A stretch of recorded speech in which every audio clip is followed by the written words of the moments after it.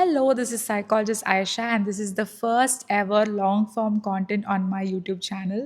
Thanks for trusting me and being here. Let's do the psychological analysis of the movie Youth.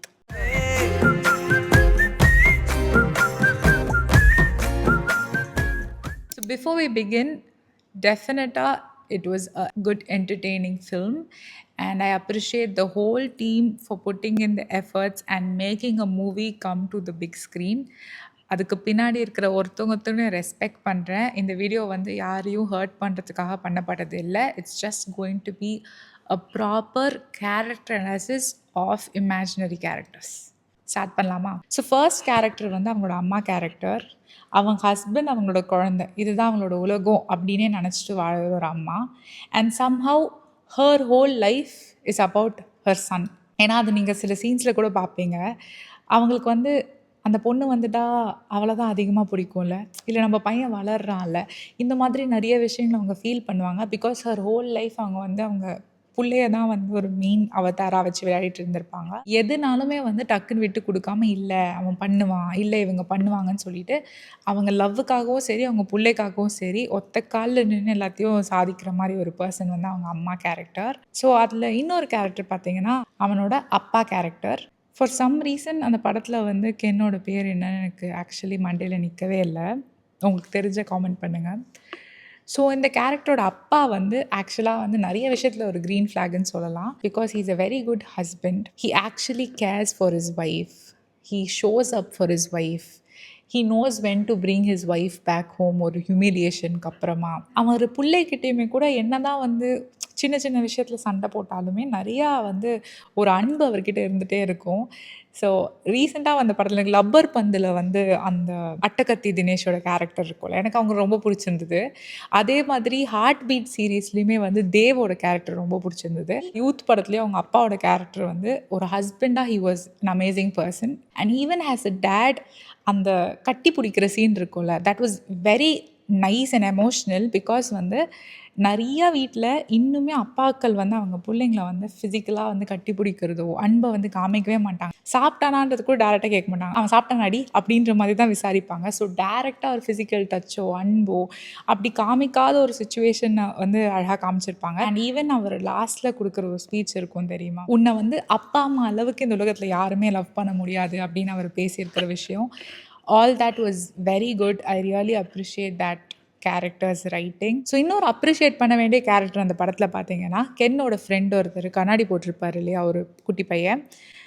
அவன் பார்த்தீங்கன்னா ஒரு ஒரு விஷயத்தில் ரொம்ப நல்லா பண்ணுவான். என்னென்னா படத்தோட ஹீரோ பார்த்தீங்கன்னா அவருக்கு ஒரு ரிலேஷன்ஷிப் இருந்து ஒரு ஆள் இருக்கும் போதும் he will be leading on an other girl. இந்த மாதிரி வந்து லவ் பண்ண முடியாது, எனக்கு ஆள் இருக்குது அப்படின்ற விஷயத்த சொல்லாமல் நோ சொல்லாமலே ஓட்டிகிட்டு இருப்பாங்க. அப்போ இவர் மட்டும்தான் வந்து ஃப்ரெண்டாக இருந்தாலும் எதிர்த்து வந்து நீ நோ சொல்லணும்டா அப்படின்னு சொல்லிட்டு கேட்பான். அவர் போய் கேட்கல அப்படின்னா வந்து டெஃபினட்டாக அடுத்த அந்த பொண்ணே திருப்பி வர வரைக்கும் இது இப்படி தான் போயிட்டே இருந்திருக்கும். நோன்னு போய் சொல்லியிருக்க மாட்டாங்க. இன்னொரு விஷயம் பார்த்தீங்கன்னா அந்த படத்தில் டெஃபினட்டாக பாடி ஷேமிங் இருக்குது.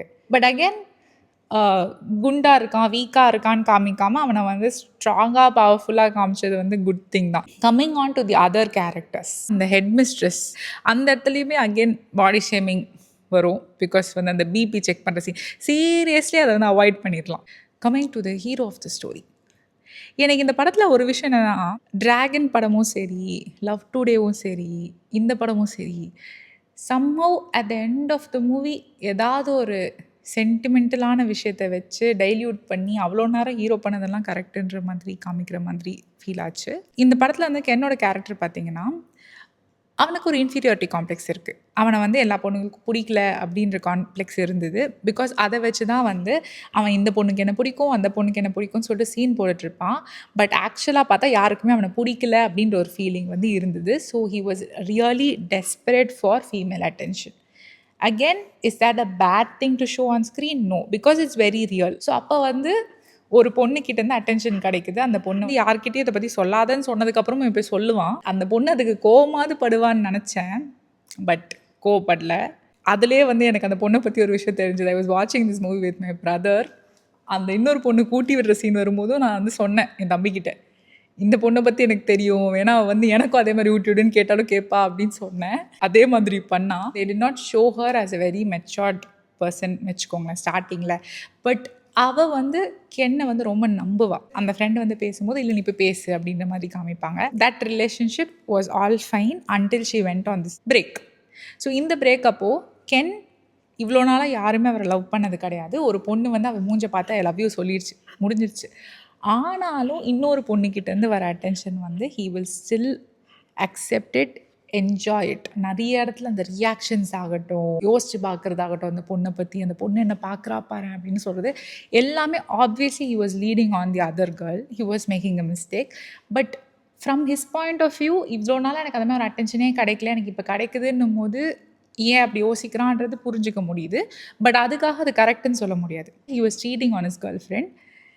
இப்படி ஒரு சிச்சுவேஷனில் அந்த பொண்ணுக்கிட்ட போய் நோ சொல்லணும்னு போகும்போது, அந்த பொண்ணு வந்து என் கண்ணை பார்த்து சொல்லுன்றா, கட்டி பிடிக்கிறா, எல்லாத்தையும் இவனும் என்ஜாய் தான் பண்ணுறான். He did not actually show any kind of discomfort and it becomes a problem only after the girlfriend arrives in the situation.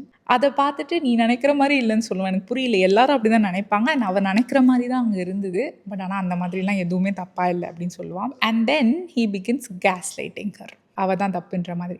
So இந்த சீனில் பார்த்தீங்கன்னா அந்த ஹீரோ வந்து பேசிக்லி ரெட் ஹேண்டடாக மாட்டிக்கிட்டாரு கேர்ள் ஃப்ரெண்ட் கிட்ட. ஆனால் ஒரே செகண்டில் அப்படியே he'll flip the dosa and be like, நான் வந்து உன்னை லவ் பண்ணுறன்றதுக்காக நோ சொல்கிறதுக்கு தான் இப்போ கூட வந்திருக்கேன், எனக்கு அவன் மேலே எந்த இன்ட்ரெஸ்ட்டும் இல்லை, ஆனால் நீ தான் என்னை நம்பலை அப்படின்னு சொல்லிட்டு. ஆனால் அந்த பொண்ணு ஆக்சுவலாக ரொம்ப நம்பியிருக்கோம், அதனால தான் நீ போய் பேசுன்னு சொல்லியிருக்கோம் ஒரு சீனில். ஃப்ரெண்ட்ஸ் எல்லாம் வந்து தப்பாக பேசுகிறாங்கன்றத அந்த ஃப்ரெண்ட்ஸு தான் திட்டியிருப்பாளே தவிர்த்து இவனை வந்து விட்டு கொடுத்துருக்கவே மாட்டா. ஆனால் இவன் அந்த இடத்துல என்ன சொல்லுவான்னா, இப்போ பாரு எந்த பொண்ணுக்காக நீ பிரேக்கப் பண்ணியோ அந்த பொண்ணுக்கிட்ட நான் போய் வந்து இப்போ வந்து அவளோட லவ்வுக்கு ஓகே சொல்ல போகிறேன் அப்படின்னு தான் போவான்.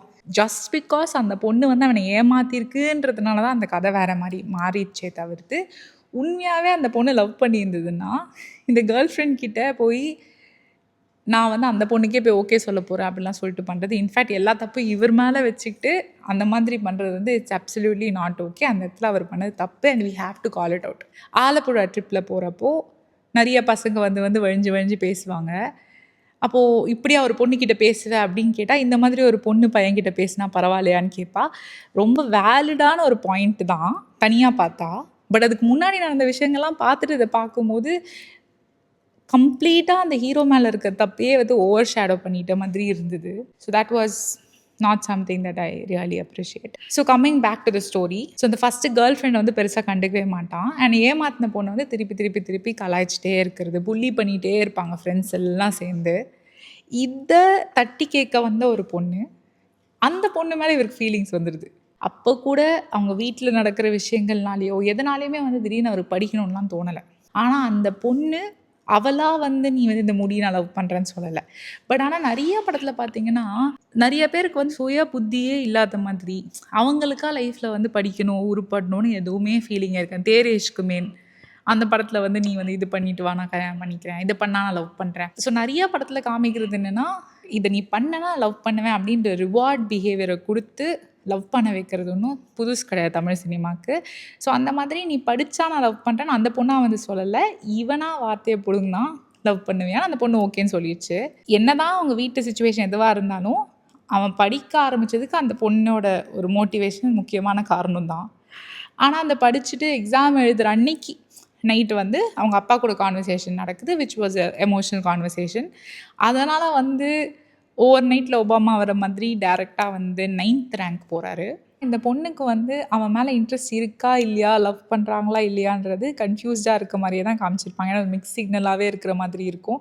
பிகாஸ் வீட்டுக்கு வருவா, இன்னசென்ட்டாக தான் இருப்பா, பட் அதே மாதிரி 3 படம் மாதிரி பண்ணணும் சொல்லுவா. ஸோ கென்னோட ஸ்பேஸ்லேருந்து பார்க்கும்போது இந்த பொண்ணுக்கு என் மேலே ஆக்சுவலி இன்ட்ரெஸ்ட் இருக்குமோ அப்படின்னு தோன்றதுமே வந்து தப்பாக இல்லை. Maybe he might have thought that way. But rest of the படம்லாம் ஓகே. ஆனால் லாஸ்ட் சீன் தான் ஆக்சுவலாக வந்து என்னால் ஏற்றுக்க முடியல. பிகாஸ் வந்து இவன் வந்து 9th ரேங்க் எடுத்துட்டான், அந்த பொண்ணு வந்து நான் லவ் பண்ணுறேன் அப்படின்னு சொல்லும்போது என்ன வேணால் சொல்லிடலாம் அந்த இடத்துல. உன்னோட மோட்டிவேஷனில் நான் எப்படியோ வந்து இவ்வளோ படிச்சிட்டேன், தேங்க்யூ ஃபார் தேட், பட் நம்ம இன்னுமே வந்து நிறைய விஷயங்கள் பண்ண வேண்டியது இருக்குது. அந்த பொண்ணு சொல்லியிருக்கு, எனக்கு வந்து லவ் மட்டும் போதாது, எனக்கு நிறைய ஆம்பிஷன் இருக்குது, ட்ரீம்ஸ் இருக்குதுன்னு சொல்லிட்டு நம்ம வந்து நிறைய விஷயத்த சாதிக்க வேண்டியது இருக்குது லைஃப்பில். அதை பண்ணிவிட்டு நம்ம ஒரு ஏஜுக்கு மேலே கல்யாணம் பண்ணிக்கலாம், என்ன வேணால் சொல்லியிருக்கலாம். எந்த ஒரு எக்ஸ்பெக்டேஷனுமே இல்லாமல் வர்றது தான் லவ். நீ எக்ஸ்பெக்ட் பண்ணி லவ் பண்ணுற, எனக்கு இப்படி ஒரு லவ் வேண்டான்னு சொல்லிட்டு சொன்னது வந்து கிளாசிக் ஃப்ளிப்பிங் மொமெண்ட். அந்த சீனுக்கு வந்து அவ்வளோ பேர் கிளாப் தட்டுறாங்க தியேட்டரில். அந்த பையன் வந்து ஃபெயில் ஆகுறான், எதுவுமே பண்ணல வாழ்க்கையில். அப்போ நிறையா ஹீரோ கேரக்டர்ஸ் வந்து அப்படி தான் காமிக்கிறாங்க. எக்ஸ்பெக்டேஷன் இல்லாத லவ், தூய்மையான லவ்னா உருப்படாத ஒருத்தவங்க மேலே நமக்கு வந்தால் தான் தூய்மையான லவ் அப்படின்னு சொல்லிட்டு தமிழ் சினிமா திருப்பி திருப்பி திருப்பி திருப்பி திருப்பி அதை நம்ப வைக்க ட்ரை பண்ணிகிட்டே இருக்காங்க. But that is not true. ஒரு எக்ஸ்பெக்டேஷனோட வர லவ் அப்படின்னு சொல்லி அவளோட ஃபீலிங்கையும் அசிங்கப்படுத்தி அவனை நல்லவனாக்கி அந்த படத்தை வந்து முடித்தது வந்து that is not something that I really stand with. So இந்த படத்தில் ஹீரோவோட கேரக்டர் ஆர்க் என்னது அப்படின்னு பார்த்தீங்கன்னா, அவர் வந்து நம்ம லவ்வை வந்து எங்கெங்கேயோ தேடுறோம், பட் வீட்டில் நம்ம அப்பா அம்மா நம்மளை வந்து ரொம்ப லவ் பண்ணுறாங்க, அவங்க அளவுக்கு நம்மளை யாரும் லவ் பண்ண முடியாது அப்படின்றது வந்து புரிஞ்சுப்பார், which is a very good take away. இந்த மூவி நான் தேட்டரில் போய் பார்த்துட்டு வந்துட்டேன். So it's not like I'm வாட்சிங் it on OTT now to actually rewatch. ரொம்ப நுணுக்கமாக பார்த்து சொல்கிற அளவுக்கு நான் இப்போ ரீவாட்ச் பண்ணல. This is something coming directly from my own memory. So நான் நிறைய பாயிண்ட்ஸ் மிஸ் பண்ணியிருக்கலாம், நிறைய நுவான்சஸ் விட்டுருக்கலாம். நீங்கள் அதை கவனிச்சிருந்தீங்கன்னா டெஃபினட்டாக காமெண்ட் பண்ணுங்கள், நானும் ரியாக்ட் பண்ணுவேன். So thank you for supporting and let's see in another video. Bye. Tata.